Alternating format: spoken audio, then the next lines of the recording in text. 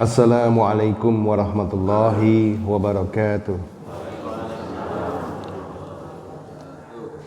Alhamdulillahi rabbil alamin. Wabihi nasta'inu ala umuri dunya wa din. Wassalatu wassalamu ashrafil anbiya'i wal mursalin Sayyidina Muhammadin wa maulana ala wa alihi wa sahbihi ajma'in. Asyhadu an la ilaha illallah wa asyhadu anna Muhammadar Rasulullah. Allahumma sholli wa sallim wa barik ala Muhammad wa ala ali Muhammad. Alhamdulillah, pada pagi hari ini kita kembali bertemu di majelis kuliah Ahad pagi dan sholat Isyraq bersama-sama di Masjid As-Salam Mugasari, Kota Semarang.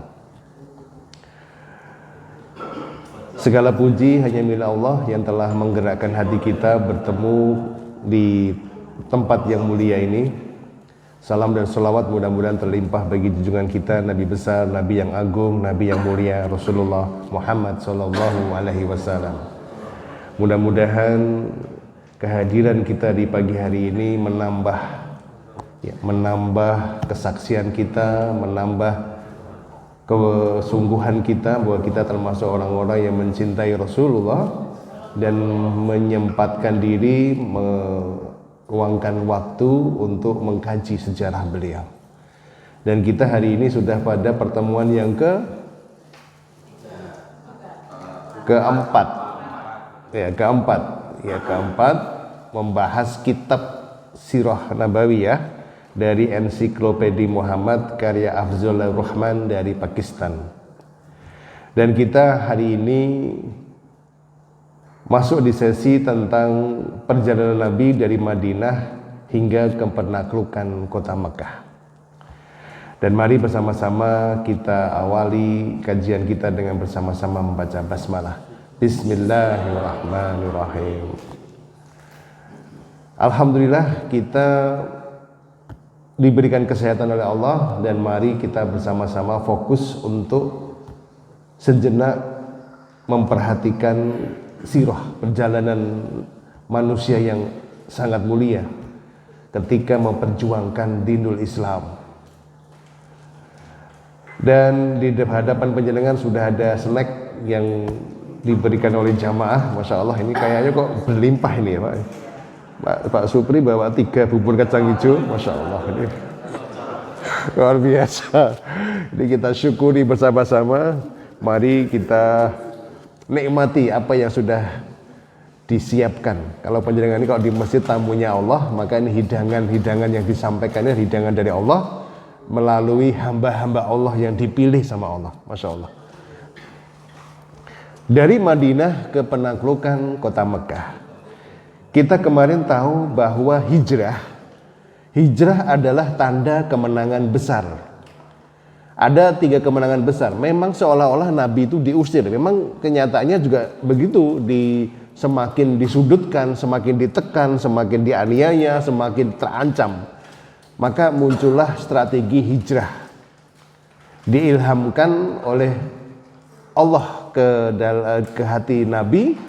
Ya, kemudian Nabi baru mempersilakan para sahabat itu semua hijrah. Baru beliau yang terakhir ditemani Abu Bakar As-Siddiq. Ali bin Abi Thalib belakangan.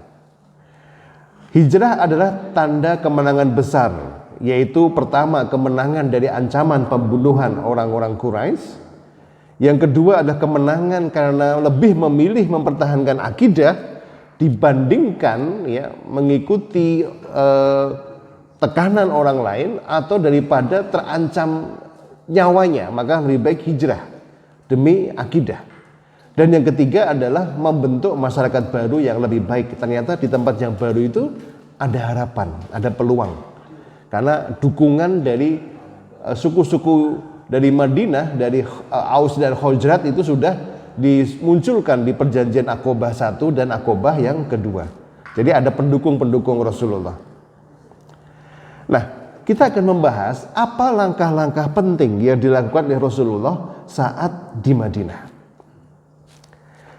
Langkah pertama adalah Nabi membuat sebuah masjid untuk tempat sholat, juga sebagai pusat kegiatan keagamaan, sosial, dan persoalan masyarakat lain. Masjid itu di Madinah disebut dengan Masjid Nabawi. Memang sebelum sampai di Madinah, masjid berhenti di sebuah kota namanya Kuba, dan di sana membuat masjid namanya Masjid Kuba sebelum masuk ke Madinah. Kalau panjenengan umroh biasanya diajak mampir ke masjid itu, masjid pertama yang dibangun Nabi.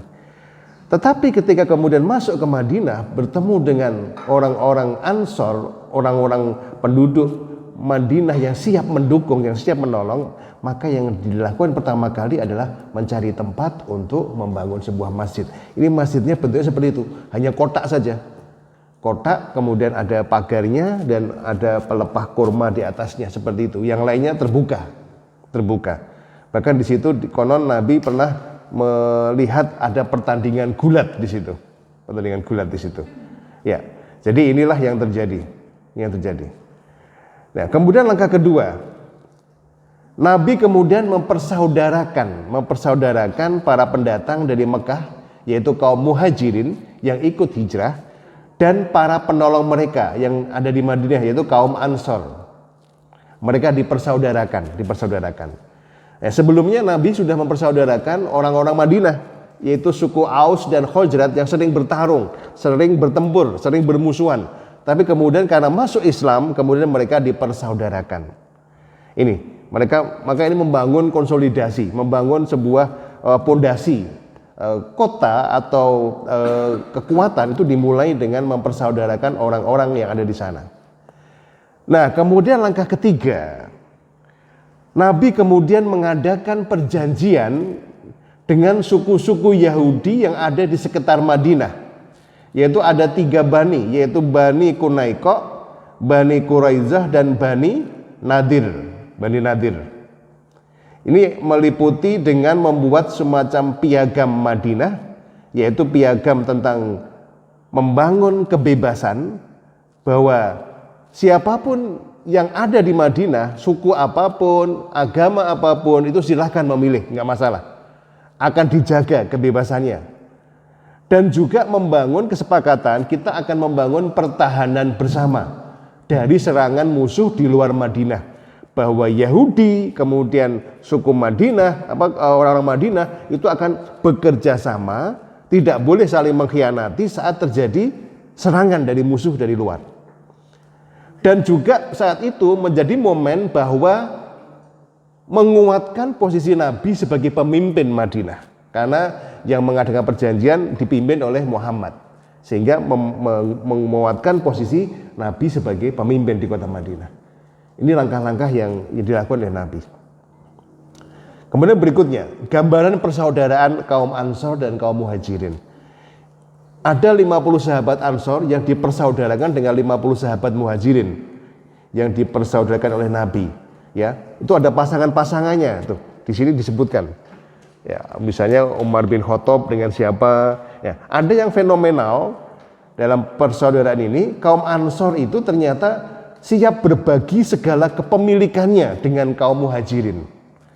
Jadi orang yang Madinah disebut orang Ansor karena menolong. Jadi ada Banser itu, pemuda Ansor itu pemuda yang menolong, ya. Tapi kemudian menjadi Banser, bantuan serbaguna.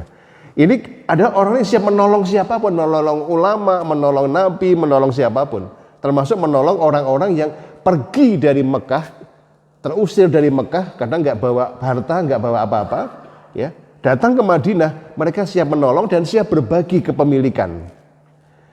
Ya, ada kisah yang menarik, yaitu persaudaraan antara Abdurrahman bin Auf dengan Sa'ad bin Rabi. Ini contoh gambarannya, di mana Sa'ad begitu dipersaudarakan sama Abdurrahman bin Auf, langsung menawarkan, ya Abdurrahman, aku memiliki harta, punya rumah dan punya beberapa istri. Silakan kau ambil sebagian hartaku, satu rumahku, dan silakan kau pilih satu istriku. Bayangkan itu, wapian banget itu, luar biasa. Ini contoh saking mereka menganggap bahwa aku harus menolong orang-orang yang hijrah bersama Nabi ini. Ditawari, Masya Allah. Tapi jawaban Abdurrahman luar biasa. Tunjukkan aku pasar. Ya, beliau bukan kemudian palah aji mumpung, wah lah ini mumpung ini gitu. Tak pilih yang paling wayu, tak pilih yang paling muda, misalnya begitu. Tidak. Beliau mengatakan, terima kasih Sa'ad bin Rabi, cukup tunjukkan di mana pasar, karena aku ini seorang pedagang. Betul. Ya, jadi orang aji mumpung gitu kan, aji mumpung. Ini satu-satu gambaran persaudaraannya. Nah, persaudaraan ini diabadikan di dalam Al-Qur'an. Persaudaraan kaum Ansor dan Muhajirin ini diabadikan dalam Al-Qur'an surat Ali Imran ayat 103, di mana Allah berfirman, dan ingatlah akan nikmat Allah kepadamu ketika kamu dahulu di masa jahiliyah bermusuhan. Lalu Allah mempersatukan hatimu sehingga dengan karunia-Nya kamu menjadi bersaudara. Masya Allah. Kisah ini kemudian diabadikan dalam Al-Quran. Jadi banyak firman-firman Allah di Al-Quran itu untuk mengabadikan momen-momen yang bersejarah, yang sangat penting. Ini luar biasa, luar biasa. Nah, kemudian bagaimana cara Nabi menata masyarakat Madinah? Ini kita lihat perjuangan beliau. Yang pertama, Nabi membangun akidah atau keimanan kaum Ansor agar setara dengan kaum Muhajirin. Ya, karena levelnya jelas berbeda. 12 tahun di Mekah belajar bersama Nabi, dari di Madinah baru saja. Mesti walaupun sudah masuk Islam, tetapi dari sisi akidahnya masih perlu disamakan dengan kaum Muhajirin. Lalu beliau memimpin penduduk Madinah dengan berdasarkan hukum-hukum dari Allah Subhanahu wa taala. Nah, mulai periode Madinah ini wahyu yang diturunkan Allah mulai berbeda. Kalau saat di Mekah itu kebanyakan tentang akidah, keyakinan kepada Allah, kebesaran Allah, tentang surga, balasan yang besar. Nah, kalau sudah di Madinah ternyata ayat-ayatnya sudah berbeda lagi, berkaitan dengan hukum-hukum sosial, hukum-hukum berkaitan dengan perdagangan dan sebagainya. Maka Nabi mulai mengatur urusan makanan, minuman, mana yang halal, mana yang haram. Pernikahan juga diatur, mulai diatur bagaimana cara pernikahan, akad-akad dan sebagainya. Jual beli, Nabi mulai mengatur. Banyak mulai turun wahyu tentang hal ini. Kemudian perdagangan, kejahatan, hukumannya bagaimana, peperangan dan perdamaian, adab dan moral. Ini mulai diturunkan detail di saat di Madinah. Ini salah satu perbedaan antara ada surat-surat Makkiyah dan surat-surat Madaniyah. Ya, ini kita harus memahami itu. Muhammad kemudian sekaligus menunjukkan eksistensi beliau sebagai pemimpin, penguasa, hakim dan pemimpin militer di Madinah. Ini sudah mulai menata peperangan, menata tentara dan sebagainya, ada pasukan penjaga dan sebagainya mulai ditata di sini. Ini tahap-tahap yang dilakukan oleh Rasulullah. Nah, maka kita perlu melihat ada perintah-perintah penting di awal hijrah Nabi. Di antaranya adalah pada tahun 2 Hijriah, yaitu 2 tahun Hijriah, turun perintah puasa di bulan Ramadan. Surat Al-Baqarah ayat 183 kita sudah kenal ya. Gimana? Ya ayyuhalladzina amanu kutiba alaikumusiyam. Itu diwajibkan mulai di tahun kedua Hijriah. Kemudian dilanjutkan kewajiban membayar zakat bagi setiap muslim yang mampu di surat Ad-Dariyat ayat 19. Kemudian ada prosesi perpindahan kiblat dari Masjidil Aqsa Yerusalem ke Ka'bah di Mekah. Simbol berakhirnya era nabi-nabi Israel beralih ke Muhammad. Ini di surat Al-Baqarah ayat 144. Jadi kiblatnya dialihkan dari Masjidil Aqsa ke Masjidil Haram. Jadi ini sebuah proses yang luar biasa. Nah, ini contoh perintah penting di awal hijrah ya, tentang puasa. Wahai orang-orang yang beriman, diwajibkan atas kamu berpuasa sebagaimana diwajibkan atas orang-orang sebelum kamu agar kamu bertakwa. Maka kemudian langsung para sahabat melaksanakan puasa di Madinah itu. Kemudian ada lagi, dan pada harta benda mereka ada hak untuk orang miskin yang meminta dan orang miskin yang tidak meminta. Kemudian para sahabat mulai mengalokasikan sebagiannya untuk zakat. Kemudian ada perpindahan kiblat, maka akan kami palingkan engkau ke kiblat yang engkau senangi, maka hadapkanlah wajahmu ke arah Masjidil Haram. Jadi kalau jenengan nanti datang ke Madinah ya, itu ada namanya Masjid Kiblatain, Masjid 2 kiblat. Ini fotonya, ini gambarnya. Di situ adalah proses di mana Nabi mulai memindahkan kiblat dari arah Yerusalem ke Masjidil Haram. Ya, atas izin Allah. Ini sesuatu yang sangat penting. Nah, ketika proses ini sudah dilakukan, apakah orang Quraisy sudah berhenti menyerang Nabi? Ternyata tidak. Peningkatan kekuatan muslimin di Madinah itu sampai ke Mekah. Ya, ini dianggap ancaman bagi suku Quraisy. Kemudian mereka karena saking bencinya kepada Nabi, mulai mengumpulkan pasukan untuk menyerang ke Madinah. Jadi ini mohon dipahami bahwa proses perjuangan Nabi itu bukan tiba-tiba pakai pedang. Tetapi karena memang diserang, diancam, bahkan sudah pindah aja, diapain? Diburu, dikejar.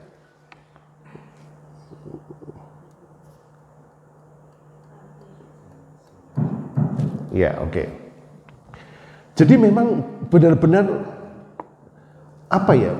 Ini orang tidak rela, orang Quraisy itu nggak rela kalau Nabi itu hidupnya tenang. Apalagi sampai membangun konsolidasi umat. Nah ini. Maka pada tahun 2 Hijrah, bayangkan nih, pada tahun 2 Hijrah ketika ayat-ayat ini turun, terjadi perang Badar di mana pasukan Quraisy berjumlah 1.000 tentara, sementara di pihak muslim hanya 313 orang. Masya Allah. Ya mau tidak mau tetap dihadapi kan, wong diserang kok, diserang. Ya, maka di malam hari dalam kondisi yang sedang lemah tak berdaya karena pasukannya sedikit, mendengar berita 1.000 pasukan menyerang, ini Nabi ini pasrah kepada Allah. Ini doanya luar biasa. Ya Tuhanku, aku mohon kepada Engkau untuk tidak melupakan apa yang telah Engkau janjikan. Ya Tuhanku, jika pasukan kecil Islam ini terkalahkan, tidak akan ada lagi yang menghambamu ya Allah. Ini kayak wadul, tapi wadul sing ngenes. Duh Gusti, menawi benjang kula niki kalah, kula niku wedhos yen boten wonten malih tiyang ingkang nyembah panjenengan sedaya. Panjenengan wah ini kemudian seperti apa yo njaluk maksa gitu kan. Kudu menang gitu kan ini. Ya Allah ya. Nah ini kemudian dikisahkan perang Badar dan pertolongan Allah. Dan ternyata doa Nabi dikabulkan oleh Allah dalam surat Al-Anfal ayat 9. Ingatlah ketika kamu memohon pertolongan kepada Tuhanmu, lalu diperkenankannya bagimu. Sungguh aku akan mendatangkan bala bantuan kepadamu dengan 1.000 malaikat yang datang berturut-turut. Masya Allah. Doa ini dijawab oleh Allah dengan wahyu yang diturunkan dan membuat hati Nabi itu kemudian tentram. Nah, kemudian saat pasukan mulai berhadapan, persiapan besok mau ketemu, ini udah deg-degan ini, deg-degan ya. Kemudian Allah menyampaikan sebuah rahmat, menurunkan rahmat dalam bentuk yang disampaikan di surat Al-Anfal ayat 11 ini.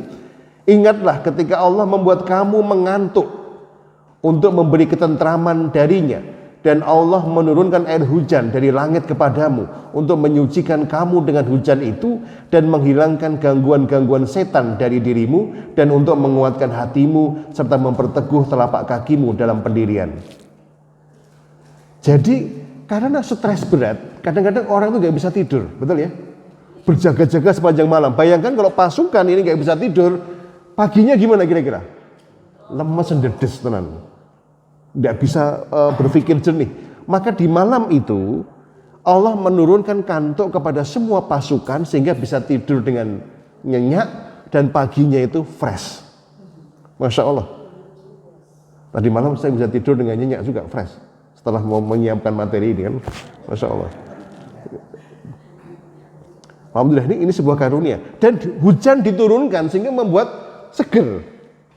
Tadi kita mandi jam 3 pagi itu rasanya seger banget. Beda kalau belum mandi, rasanya kok kelumputan gitu. Itu kelumputan. Ya ini salah satu pertolongan Allah, rahmat dari Allah. Kemenangan Badar. Nah, perang ini kemudian dimenangkan oleh pasukan yang sedikit. Ini ada firman Allah yang mengobarkan semangat. Ingatlah ketika Tuhanmu mewahyukan kepada para malaikat, sesungguhnya aku bersama kamu, maka teguhkanlah pendirian orang-orang yang telah beriman. Kelak akan aku berikan rasa ketakutan ke dalam hati orang-orang kafir, maka pukullah di atas leher mereka dan pukullah tiap-tiap ujung jari mereka.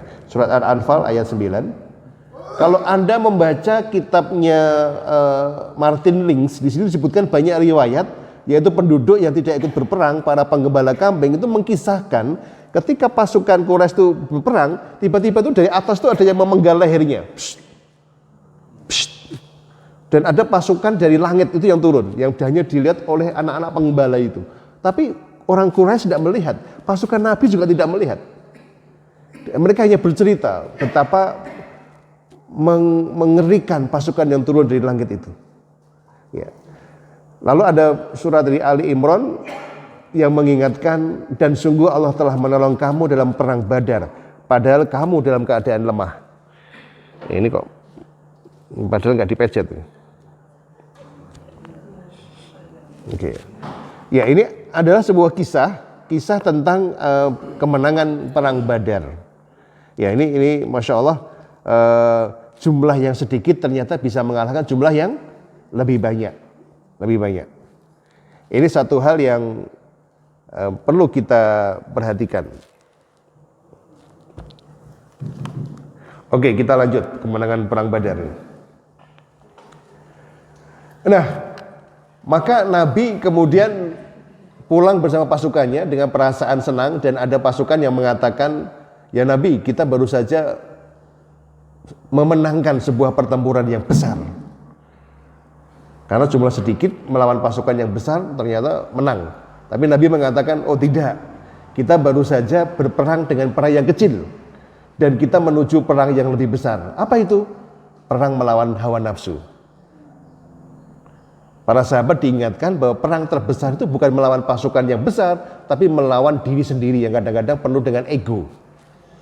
Nah, berita ini kemudian disambut gembira oleh penduduk Madinah. Ya. Kemenangan Islam di Badar ini membuat suku Yahudi merasa tidak senang. Terutama ini Bani Quraisy. Terutama Bani Quraisy yang merasa mereka tuh lebih pandai berperang dibandingkan Quraisy. Ya wajar kamu tuh menang karena melawan pasukan yang tidak pandai berperang. Coba lawan aku. Ini sombongnya metu. Jadi kalau jangan lihat kisah orang-orang Yahudi itu memang ngomong itu rodok kementus. Sombong. Jadi kalau Anda melihat orang yang rodok kementus, kemelinti itu rodok kayak Yahudi jadi. Ya, ini hati-hati ya. Mereka tuh tidak bangga dengan kemenangan Madinah, tapi malah ngono wae kok sampean seneng.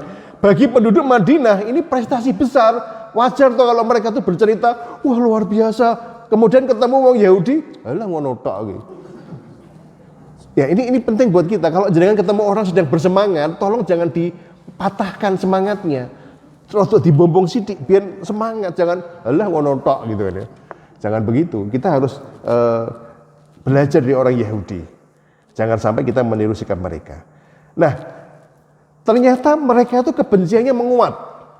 Ketika permusuhan orang Bani Quraisy itu kemudian menguat, Nabi kemudian merasa ini berbahaya nih. Di tengah-tengah sedang mengkonsolidasi, lah kok orang Yahudi ini mesti membuat perpecahan, keributan, fitnah, dan tukang ngompor-ngompori orang yang bangga dengan kemenangan kemudian digembosi. Ini bahaya ini. Nah, kemudian Allah menurunkan firman, coba kau tanyakan kepada mereka, apakah mereka masih setia dengan piagam Madinah. Maka kemudian datanglah Nabi ke Bani Quraisy dan bertanya, apakah kalian siap tetap membela Madinah? Diingatkan dengan perjanjiannya. Pada masa itu, di Arab itu orang sangat teguh memegang perjanjian. Ini luar biasa mereka, walaupun suka berperang, tapi kalau sudah berjanji, sudah tanda tangan, itu mereka sungguh-sungguh. Ternyata mereka mengatakan, kami tidak bisa lagi mentaati perjanjian. Oh ya kalau gitu berarti perang. Berarti kalian jadi musuh di Madinah. Nah, kita nggak boleh mengizinkan ada musuh di Madinah.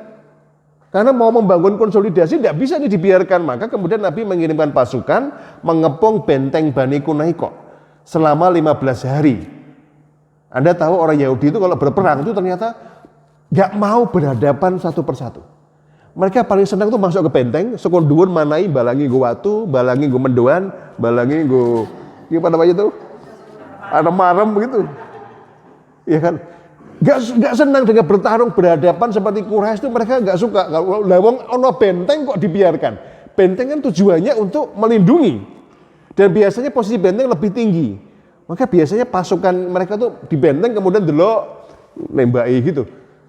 Maka strategi Nabi ya enak aja, apa? Dikepung selama 15 hari. Nah mereka kan kemudian apa? Ya nggak bisa apa-apa, makanan tidak ada, yang udah lama-lama habis. Akhirnya mereka menyerah. Ternyata dikepung itu membuat kelenger ternyata. Nggak bisa apa-apa. Ini kemudian inilah yang terjadi. Kemudian mereka diusir dari Madinah. Diusir, suruh pergi semua orang. Ada sekitar 900 ya. Sekitar 900 orang diusir dari situ. Nah, pada tahun 3 Hijriah, ini Quraisy ternyata ingin membalas kekalahan di Perang Badar. Mereka kemudian mengirim 3.000 tentara bersenjata lengkap ke Madinah untuk berperang lagi. Rasul menyiapkan 1.000 tentara dengan memerintahkan ada 50 pasukan pemanah nanti berjaga di Bukit Uhud. Di perjalanan ternyata ada 300 tentara yang berbalik akibat hasutan Abdullah bin Ubay bin Salul. Sehingga 300 orang kemudian balik situ perang karena diboikot orang munafik ini. Abdullah bin Salul ini. Ya. Sehingga 700 orang yang maju melawan 3.000 tentara. Masya Allah. Ini bagi Anda yang pernah datang ke Uhud, Anda bisa melihat di situ ada bukit ya. Itu di sanalah tentara disiapkan, pemanah. Saat pasukan Quraisy terdesak mundur gara-gara ada panah berhadapan, pasukan Quraisy kemudian mundur ya, sambil meninggalkan harta yang dibawa. Jadi orang zaman dulu itu kalau perang itu membawa semua hartanya, perbekalannya, kadang ontanya, ya itu sebagai bekal mereka itu dibawa semua. Ya. Ada barang-barang berharga itu mereka bawa. Begitu kalah lari tunggang langgang, semua dibawa, semua ditinggal, bukan dibawa, ditinggal.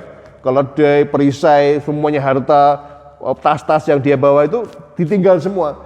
Nah ini ternyata membuat pasukan pemanah itu tergoda untuk mengambil harta itu. Dikumpulkan. Memang pada masa itu semua harta yang ditinggalkan atau harta yang dibawa oleh pasukan perang yang dikalahkan itu otomatis disita. Dikumpulkan dan nanti dibagi bersama-sama dengan Nabi. Nabi akan membagi. Nah ini tergoda para pemanah ini turun. Karena turun akhirnya ini ada celah. Ada seorang panglima perang Quraisy yang sangat cerdas, yaitu namanya Khalid bin Walid. Dia menunggu dengan 100 kudanya, ya, melihat ini celahnya seperti apa. Begitu pemanah ini turun, langsung dia berbalik, ya, kemudian memerintahkan dari belakang itu menyerang pasukan pemanah. Masya Allah. Sehingga menyebabkan kekalahan pasukan Islam, pasukan ini harus mundur, dan Nabi terdesak itu dikelilingi oleh para sahabat sampai ada yang terbunuh. Sampai kemudian Nabi ada 4 biji giginya yang ada yang mengatakan pecah, ada yang mengatakan retak, patah, sampai lukanya berdarah, Masya Allah. Wajahnya berdarah-darah. Sampai kemudian dibawa oleh Abu Bakar dan Umar masuk ke gua Uhud. Ada gua di sana, di sekitar 500 meter dari padang Uhud itu, sebuah gua kecil, tingginya sekitar 30 meter, di situ Nabi diselamatkan. Namanya Gua Uhud. Masya Allah, saya pernah datang masuk ke gua itu. Di situ konon darah Nabi itu ada di batu-batuan dan sampai di sana, sampai sekarang masih harum darah itu. Tadinya saya nggak percaya, Pak. Saya datang ke sana, betul. Saya datang ke sana, saya masuk ke Gua Uhud itu. Masya Allah, begitu duduk di sana, bau wanginya itu sampai tercium gitu, Masya Allah. Orang-orang setempat, penguasa setempat, orang-orang Saudi itu tidak mengizinkan ini dikunjungi, karena khawatir nanti menimbulkan syirik. Jadi banyak orang-orang itu yang kemudian ambil batunya, dibawa pulang sebagai jimat, ini tidak boleh, maka ditutup bahkan kemudian dipagarin. Tidak semua orang yang umroh haji sempat ke sana. Ini harus lewat tour leader khusus. Ya, saya berkesempatan masuk ke situ dan saya masih menyaksikan baunya masih harum.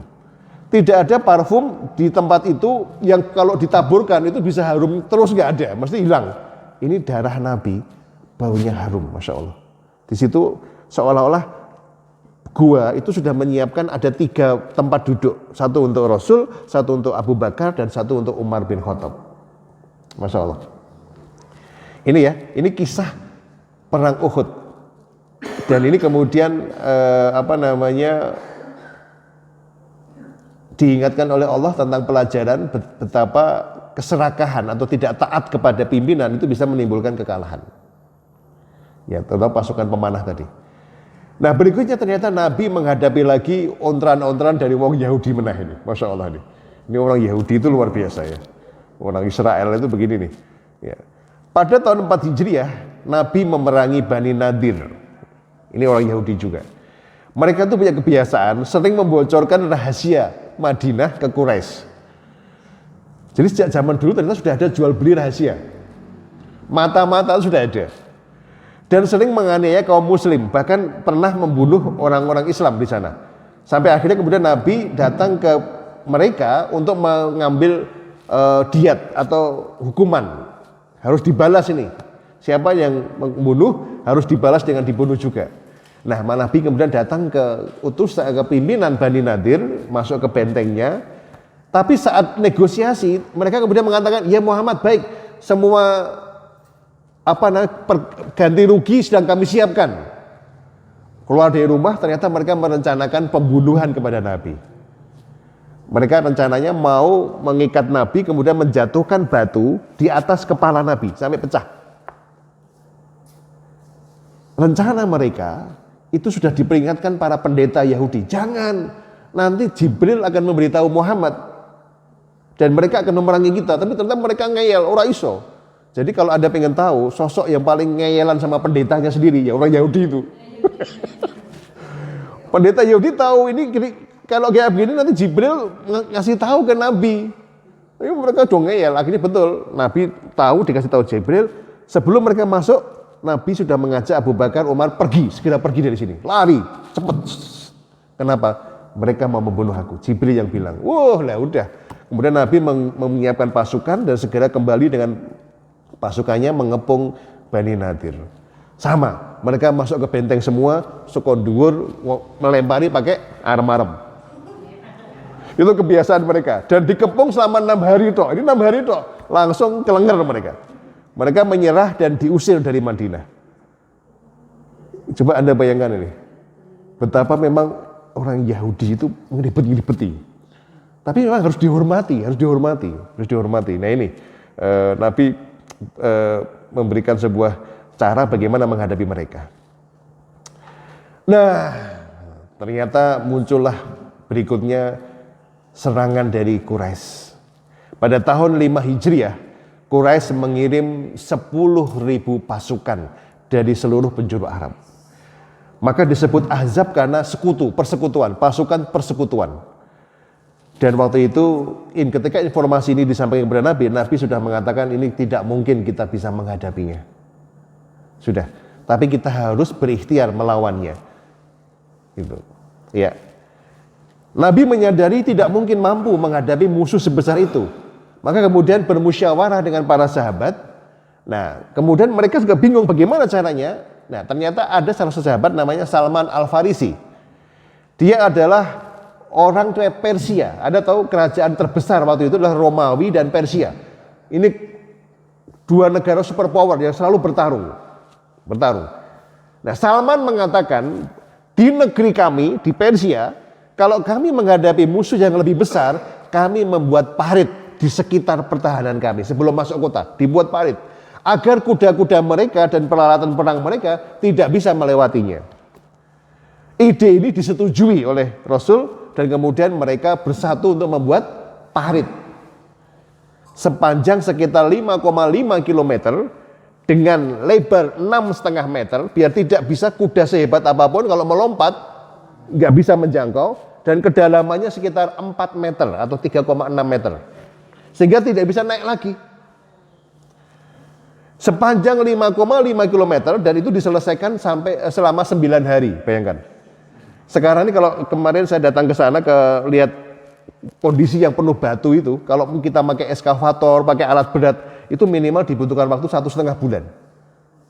Dengan ilmu sekarang ini, dengan teknologi sekarang. tapi pada masa itu hanya 9 hari. Masya Allah. Itu gambaran paritnya seperti itu. Ini di Museum Madinah.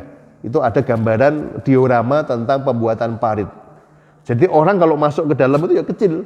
Baru 4 orang sungguh-sungguhan baru bisa sampai atas. 4 orang. Ini cukup dalam. Masya Allah ini. Sehingga mereka kemudian buntu. Wah, piye caranya? Maka mereka hanya berhadapan-hadapan saja.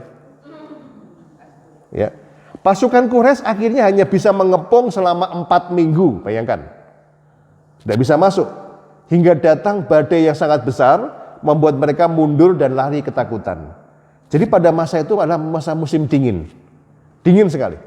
Kemudian mereka berkemah, ini dipimpin Abu Sufyan, pemimpin kafir waktu itu, Abu Sufyan. Kemudian mereka suatu malam itu diserang badai, angin, namanya angin Sabah. Angin Sabah ini menghembus dengan sangat keras sehingga semua api itu begitu dihidupkan padam. Api padam, semua lampu padam, api unggun padam. Wong meh ngerokok padam, enggak bisa. Zaman gue mau rokok. Padam semua sehingga kedinginan menggigil dan tiba-tiba ada badai besar membuat kemah-kemah itu kemudian berjatuhan. Membuat mereka lari terbirit-birit, ketakutan, Masya Allah. Jadi ini 4 minggu nggak ada perang, nggak ada pertempuran pasukan. Yang terjadi adalah apa? Bunga-bungaan, weh, ini mana Rene? Kowe tau Rene melompat tau. Kan kowe sing nyerang, masa rono tok njur mandek, melompat tau. Itu beberapa kuda sudah melompat, tetap nyemplung. Ada satu pengendara kuda yang bisa melompati, 1 orang. Itu luar biasa. Ini mungkin kudanya besar banget ya. Lompat bisa, kemudian sampai pasukan Nabi itu takut menghadapinya. Nah, kemudian Nabi mengutus Ali bin Abi Thalib untuk melawannya dan berhasil dikalahkan. Sudah. Ini kejadian yang luar biasa. Ya. Maka firman Allah di surat Al-Ahzab ayat 9, wahai orang-orang yang beriman, ingatlah akan nikmat Allah kepadamu ketika bala tentara datang kepadamu, yaitu orang-orang Quraisy. Lalu kami kirimkan kepada mereka angin topan dan bala tentara yang tidak terlihat olehmu. Ya, jadi bala tentara itu angin topan itu yang menghancurkan pasukan Quraisy. Mereka akhirnya lari ketakutan. Sehingga nggak ada pertempuran. Nah ini yang terjadi di perang Khandaq, Masya Allah. Di sini banyak kisah-kisah yang luar biasa ya. Nah, pada masa perang Parit itu ternyata Bani Quraizoh, wong Yahudi kembali. Mereka tuh malah gabung ke Quraisy. Ikut balangi pasukan Nabi, manah, melempar batu. Ini orang Yahudi itu begitu. Ya, Nabi mulai menindak suku Yahudi yang melanggar perjanjian saat perang Ahzab atau perang Parit. Mereka adalah Bani Quraizah yang bergabung dengan pasukan Quraisy. Nih, mereka ternyata orang yang tidak bisa komitmen. Ya, pasukan Nabi kemudian kembali mengepung benteng Quraizoh selama 25 hari. Ya, pertempuran itu cuma sedikit, habis itu mereka masuk benteng lagi. Tutup, balangi, lemper nah. Gitu loh. Dan mereka akhirnya menyerah, 25 hari menyerah. Dan akhirnya mereka diminta turun, tapi mereka mengajukan syarat bahwa kami nggak mau keluar benteng kalau kami tidak diputuskan secara adil. Oke. Kamu maunya gimana? Nah, mereka konsultasi sama pendeta Yahudi, namanya Labab. Wahai Labab, kalau kami menyerah nanti hukuman yang pas buat kami apa? Labab mengatakan pendetanya, kalau sesuai hukum Taurat, wah, ojo ngono. Itu Taurat itu kan kitab mereka, karena mereka melanggar perjanjian itu sesuatu yang dibenci sama Tuhan mereka. Tuhan Musa itu nggak suka melanggar perjanjian. Lalu mereka mengatakan gini aja, kita nggak bilang sama Muhammad, agar diselesaikan sahabat kita, yaitu Sa'ad bin Mu'adz. Nah, Sa'ad bin Mu'adz kemudian dipanggil oleh Nabi. Ya Sa'ad, datanglah kemari. Nah, Sa'ad ini sedang sakit karena kena panah atau lemparan batu di perang Ahzab, perang Parit. Dia dibopong untuk memutuskan apa hukuman yang pas buat orang-orang Quraisyah ini. Karena saat ini sekutunya dulu, sahabat baiknya, tokoh panutan, maka diharapkan membuat keputusan yang bisa membuat mereka selamat. Saat ini kemudian membuat keputusan. Ya, Nabi memanggil Sa'ad yang terluka lalu mempersilahkan menjatuhkan keputusannya. Apapun yang Muhammad, iya, putuskan sesuai dengan kehendakmu. Kata Nabi kepada Sa'ad bin Mu'adz. Wah, orang Yahudi senang. Lalu saat memutuskan dengan hukum Taurat bahwa mereka harus dipenggal. Semua lelaki harus dibunuh, anak dan wanita harus ditawan, dan semua harta disita. Ya, ini sesuai hukum kitab Taurat, dan ternyata itu sesuai dengan kehendak Allah Subhanahu wa taala. Maka semua laki-laki yang berperang bergabung dengan Quraisy pada perang Parit dikeluarkan, kemudian mereka dipenggal pada waktu itu. Dan mereka ikut karena itu yang diputuskan oleh Sa'ad bin Mu'adz, sahabat mereka. Masya Allah. Ini peristiwa ini yang sangat luar biasa. Orang Yahudi pengennya mendapat pengampunan, walaupun mereka licik, walaupun mereka itu jahatnya minta ampun. Tapi ternyata Sa'ad bin Mu'adz, sahabatnya pun memutuskan sesuai dengan kitab Taurat. Masya Allah. Dan karena begitu akhirnya mereka mengikuti. Mereka mau, nggak mau berontak kemudian, aku nggak mau, aku banding, nggak ada.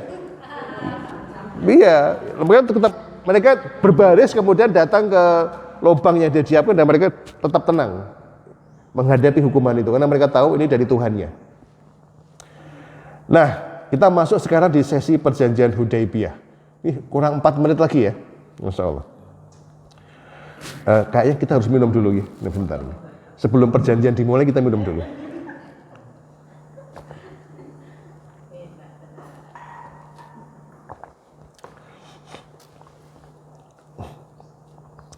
Pada tahun ke-6 Hijriah, Muhammad bersama 1.400 orang rencana mau berangkat haji ke Mekah.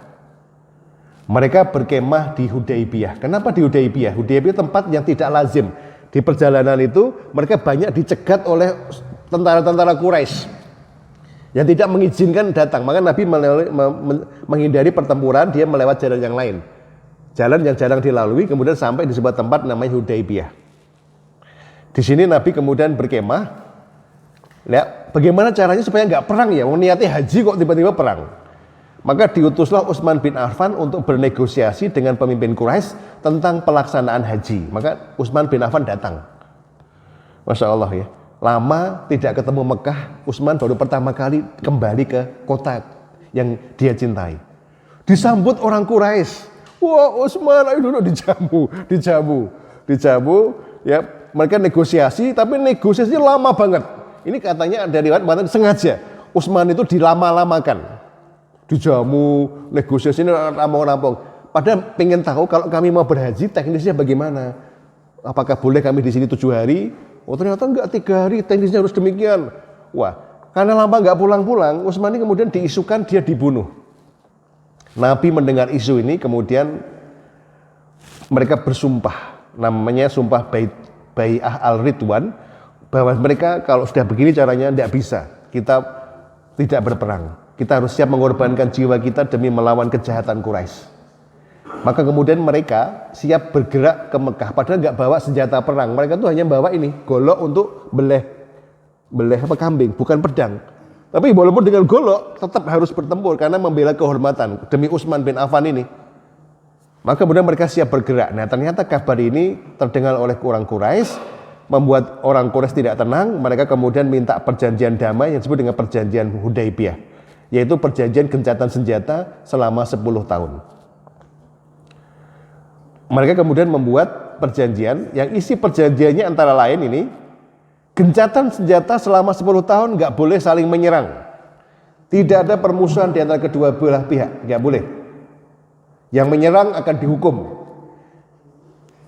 Lalu yang kedua, barang siapa orang musyrik datang kepada Nabi untuk masuk Islam, tapi tidak diizinkan keluarganya, maka Nabi harus mengembalikan. Sementara kalau ada orang Islam yang kembali ke musyrik, tidak wajib dikembalikan. Umar jengkel dengan perjanjian ini, tapi Nabi mengatakan, tenang Umar, ini nggak adil ini. Tenang. Terus yang ketiga, dibolehkan semua suku di Arab, seluruh Arab, untuk berkoalisi dengan siapapun, dengan Quraisy atau dengan Madinah. Boleh sekarang, dihormati dan tidak dihalang-halangi. Ketika itu ada suku Khuza'ah menjalin kerjasama dengan Nabi, sedangkan Bani Bakar memihak orang musyrik. Dua suku ini selalu bertikai. Salah satunya Bani Khuza'ah ini ngepro Madinah, akhirnya kemudian Bani Bakar ngepro Quraisy. Gara-gara perjanjian Hudaibiyah ini, makanya mereka akhirnya mau ngepro kemanapun mereka mau. Tahun tersebut Nabi Muhammad dan rombongan tidak boleh ke Mekah, harus kembali. Tahun depan boleh. Makanya Nabi kemudian menyembelih kurbannya itu ya, itu di luar Mekah. Tapi banyak Nabi yang mengatakan, banyak riwayat mengatakan karena banyak yang kecewa dengan keputusan Hudaybiyah, aras-arasan menyembelih hewan kurban itu. Tapi kemudian Nabi mengatakan, aku yang menyembelih, akulah yang memulai. Akhirnya semua sahabat mengikuti, sampai nawato'na pada Nabi. Perjanjian ini diikat atas dasar ketulusan dan kesediaan penuh semua orang untuk menjalankannya. Ini isi perjanjian Hudaybiyah. Banyak sahabat kecewa, tapi Nabi punya pemikiran jangka panjang. Dia tahu orang Arab itu gak mungkin rukun. Mesti begitu dibuka kesempatan, mereka akan ngepro ke Muhammad, ngepro ke sini itu akan terbuka lebar. Dan yang kedua, dengan perjanjian ini maka otomatis Quraisy itu mengakui eksistensi Madinah sebagai negara. Sehingga ini menjadi sesuatu yang sangat formal, legal sekarang diakui. Sehingga ini secara diplomatis, secara politik kemenangan bagi Nabi. Tapi sahabat nggak rela. Nah, ini sahabat belum tahu. Masya Allah. Nah, ini yang terakhir ya. Kita akan bahas sampai di Perang Khaybar. Karena masih ada 10 slide lagi sampai penaklukan kota Mekah. Bahwa ternyata perjuangan menaklukkan Mekah itu butuh perjuangan panjang.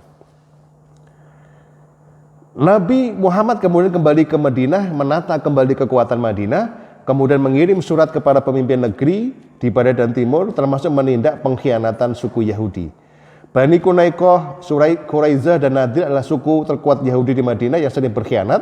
Mereka yang diusir itu berkumpul di Khaybar dan terus merencanakan perlawanan. Ya, mereka ternyata kumpul di sana.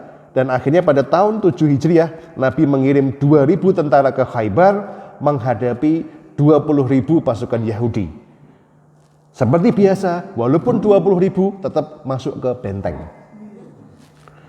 Dan mereka dikepung selama 20 hari dan akhirnya menyerah. Nah, setelah menyerah ini kemudian mereka diusir dan semua hartanya kemudian disita oleh Nabi. Inilah perang Khaybar yang pada waktu itu sangat mudah dikalahkan. Kemudian ada lagi perang Mu'tah, ketika banyak utusan Nabi dibunuh di daerah kekuasaan Romawi ketika mengirimkan surat, ya, maka Nabi menyiapkan 3.000 pasukan untuk menghukum para pembunuh itu. Membunuh utusan itu adalah kejahatan perang yang paling dahsyat, melebihi pembunuhan Sambo kepada Brigadir J, melebihi itu. Ini jahat banget ini, maka dikirim pasukan. Kemudian mereka berhadapan dengan 200.000 pasukan Romawi di Mu'tah. Ya, pasukan Islam dipimpin Zaid bin Harithah, Ja'far bin Abi Thalib, dan Abdullah bin Ruwahah, dan mereka semua syahid. Dan ketika dicari siapa pengganti pimpinan mereka yang terakhir ini, muncullah Khalid bin Walid sebagai pedang Allah yang terhunus, dan mereka bisa mendesak mundur pasukan Romawi, dan mereka kemudian mundur juga. Artinya tidak diserang oleh ratusan ribu pasukan Romawi, dibiarkan selamat, dibiarkan pulang kembali. Berita ini kemudian tersebar di mana-mana, ya, sehingga membuat banyak orang suku-suku sekitar Arabia itu yang mendukung Nabi. Kekuatan Nabi semakin besar karena berani menghadapi Romawi, Masya Allah. Ya. Namun pada 8 Hijriah terjadi peristiwa pembunuhan warga Bani Khuza'ah, yaitu sekutu Nabi, oleh Bani Bakar, sekutu Quraisy di Mekah. Mereka melanggar perjanjian Hudaybiyah. Ada dari Bani Khuza'ah dibunuh oleh Bani Bakar, kemudian Bani Bakar ini menyerang, Bani Khuza'ah kemudian berlindung ke rumah Budail bin Warqa di Mekah, lalu mengutus Ammar bin Salim agar mengadukan ke Nabi Muhammad. Nah, mendengar pelanggaran ini, Nabi pun menyerukan gerakan pembebasan kota Mekah, di mana waktu itu akhirnya berhasil mengumpulkan pasukan untuk berangkat ke kota Mekah. Ya, ini karena tinggal sedikit, ya, oke. Penaklukan kota Mekah dimulai, Nabi Muhammad segera berangkat dengan 10.000 pasukan bersenjata lengkap, yang waktu itu sangat besar. Kemudian pemimpin Quraisy tidak berhasil mengkonsolidasikan karena mereka di pihak yang salah.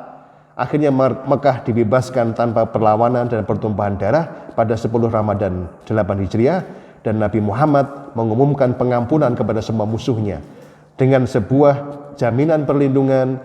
Barang siapa masuk ke rumah Abu Sufyan, dia aman. barang siapa masuk ke Masjidil Haram, dia aman. Barang siapa menutup rumahnya, dia aman. Inilah kisah sampai penaklukan kota Mekah. Semoga bermanfaat. Mari kita tutup bersama dengan membaca hamdalah dan doa penutup majelis. Alhamdulillahirabbil alamin. Subhanakallahumma wa bihamdika asyhadu alla ilaha illa anta astaghfiruka wa atubu ilaik. Terima kasih. Assalamualaikum warahmatullahi wabarakatuh.